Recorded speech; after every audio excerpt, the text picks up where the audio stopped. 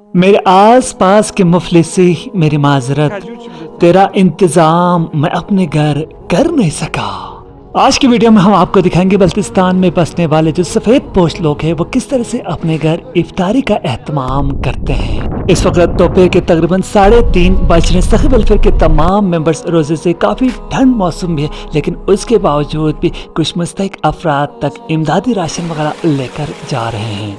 रास्ते में आप देख सकते हैं कुछ मुस्तहिक अफराद तक इमदाद वगैरह पहुंचाने के बाद हम लोग बल्तिस्तान बलेगुन की तरफ जा रहे हैं। काफ़ी ख़तरनाक और दुश्वार रास्तों को तय करते हुए जब हम बलेगुन पहुंचे तो उस वक्त असर की नमाज का टाइम हो चुका था। जब हम असर की नमाज पढ़ने के बाद गाड़ी की तरफ आए तो वहाँ पर काफ़ी सारे बच्चे जमा हो चुके थे, क्योंकि उनको पता था कि हम लोग दादा और दादी की तरफ राशन लेकर आए हैं।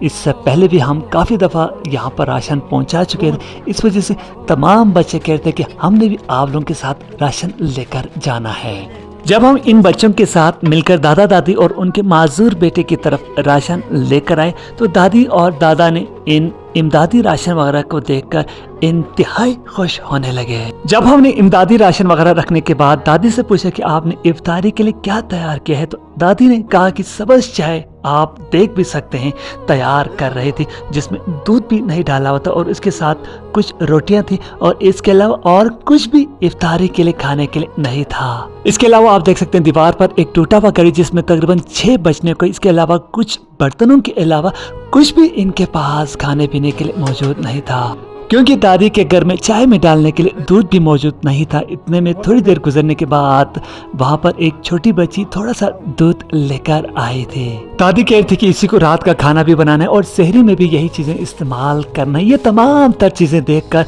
हमें इंतहाई दुख और तकलीफ हुआ। यहाँ मैं खास तौर पर नुसरत फैमिली और उनकी बेटी का इंतहाई मशकूर हूँ, जो कि हमेशा से हमें ताउन कर रहे हैं और मुसलसल सपोर्ट कर रहे हैं।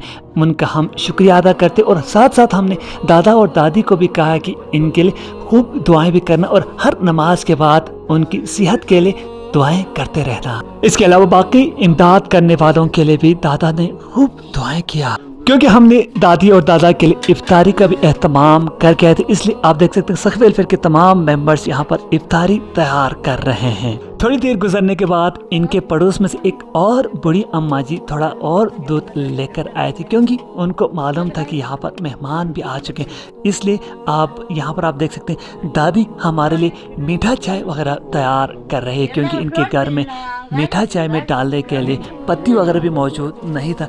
इसलिए हमने इनके बेटे मोहम्मद को कुछ पैसे देकर शॉप से पत्ती भी मंगवा लिया। यहाँ पर आप देख सकते इफ्तारी का टाइम होने वाला है। दादी प्लास्टिक की थैली को ये लोग बतौर दस्तरखान बनाकर इस्तेमाल कर रहे हैं। इसके अलावा जो चम्मच वगैरह और प्याले जो दोरी, ये दूसरे घर से आए हुई एक अम्मा जी है जो कि हमारे लिए खदमात फराहम करें, क्योंकि इनके घर में ये तमाम तर चीज़ें काफ़ी दिनों से इस्तेमाल नहीं हुए थे। इस वजह से काफ़ी ज़्यादा डस्ट पड़े हुए थे।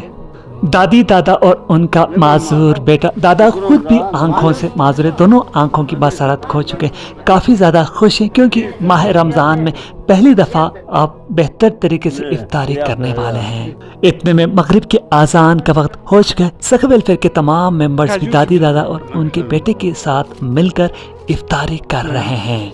दादी खुद भी जोड़ों की तकलीफ में है, इसके साथ साथ दादा जो है वो दोनों आंखों की बसरत मुकम्मल तौर पर खो चुके। इसके अलावा इनका जवान बेटा वो भी जहनी तौर पर माजूर है। इन दोनों ने माजूरी का कार्ड भी बनाया हुआ है, लेकिन उसके बावजूद भी BISP का पैसा इनको अभी तक नहीं आ रहा है। आज रमज़ान अल मुबारक में पहली दफ़ा फ्रूट चाट भी इफ्तारी में खा रहे। दादी से हमने पूछा कि आसपास के लोग आप लोगों के लिए इफ्तारी वगैरह लेकर आते हैं कि नहीं। इस पर दादी कहने लगी कि लोग मस्जिद लेकर जाते हैं, लेकिन हमें कोई भी इफ्तारी भी लेकर नहीं आते। इफ्तारी वगैरह मुकम्मल करने के बाद दादाजी जो कि आंखों की बसारत खो चुके हैं, एक बार फिर रोते हुए तमाम लोगों के लिए जिन्होंने इमदाद भेजा खूब दुआएं करने लगे। इसके बाद हम लोग इसी गांव में मौजूद कुछ और डिजर्विंग फैमिलीज, जिसमें एक घर जिसमें एक बुजुर्ग शख्स और उनकी अहलिया रहते हैं, काफ़ी ज़्यादा मायूस कुन हालात में वो लोग रह रहे थे, उन तक इमदाद पहुंचा। और उसके अलावा एक और बेवा खातून जिसके यहाँ 4 से 5 छोटे बच्चे हैं, उन तक भी इमदाद पहुंचाने के बाद वापस आकर एक और गांव की तरफ गए। वहाँ पर भी एक इंतहाई डिजर्विंग फैमिली तक हमने इमदाद पहुंचाया।